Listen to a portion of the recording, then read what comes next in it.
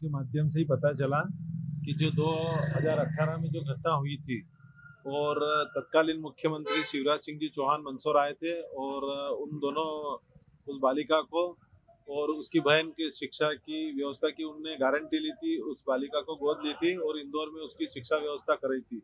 लेकिन आज पता चला है कि उसके पिताजी को 14 लाख रुपए का स्कूल प्रबंधक ने नोटिस दिया है।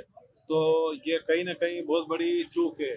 इसमें या तो जो अधिकारी है उनने कहीं लापरवाही बरती है या सरकार ने आदेश जारी नहीं किए।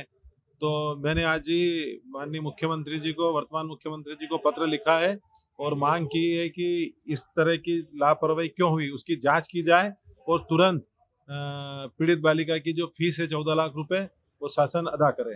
देखिए, मंदसौर में लगभग 6 वर्ष पूर्व एक बिटिया के साथ दुष्कर्म हुआ था। परिवार के सदस्य उस घटना के बाद यहाँ रहना नहीं चाहते थे। माननीय मुख्यमंत्री शिवराज जी ने तब परिवार के सदस्यों की बात पर, मांग पर इंदौर में एक मकान, इंदौर में एक दुकान और जो दुष्कर्म से पीड़ित बिटिया थी वो और उसकी बहन दोनों की एजुकेशन की व्यवस्था के लिए निर्देश जारी किए थे। मकान मिल गया, दुकान मिल गई और पिछले 6 वर्ष में दोनों बिटियां इंदौर के एक निजी विद्यालय में पढ़ भी रही है। एक 6th में है, एक 9th में है।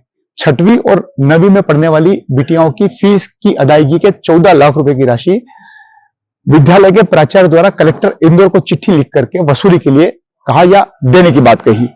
उसमें अन्य जो अधिकारी हैं उनको भी उसकी कॉपी दी गई है। जो पीड़िता है दुष्कर्म की, उसके पिता को भी उसकी कॉपी दी गई है। पीड़िता के पिता का मुझे फोन आया कल ही और उन्होंने सारे घटनाक्रम से अवगत कराया। मैंने माननीय मुख्यमंत्री डॉक्टर मोहन यादव जी को ट्वीट किया है। मैंने कलेक्टर को भी टैग किया है इंदौर को और मैं चाहता हूं कि बिटिया की जो पढ़ाई का जुम्मा शासन ने लिया था, शासन के निर्देशों के अंतर्गत प्रशासन को उन पर कार्रवाई करना चाहिए। शासन के दिशा और निर्देश का पालन कराने का दायित्व अधिकारियों और कर्मचारियों का होता है।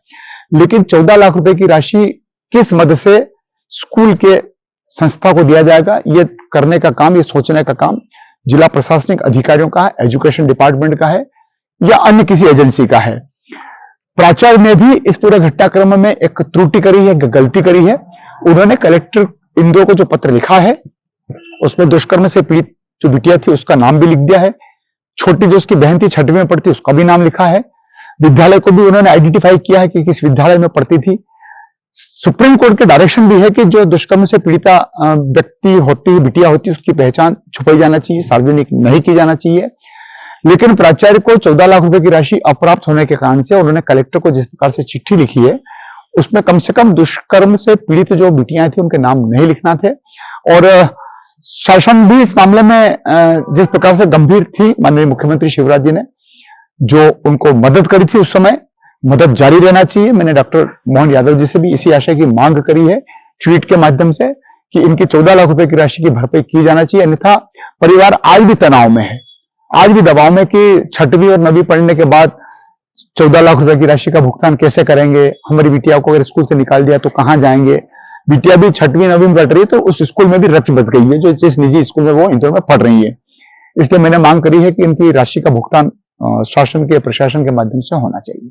इसमें बालिका का रिजल्ट भी रोका गया था। पिछली बार ये घटना घटी थी कि पिछली बार भी फीस की अदायगी को लेकर के रिजल्ट रोकने की बात करी थी। तो मैंने तत्कालीन उस समय मुख्यमंत्री माननीय शिवराज जी थे, उनसे मैंने दूरभाष पर निवेदन किया था और इंदौर के कलेक्टर राजा थे, उनसे भी मैंने निवेदन किया था।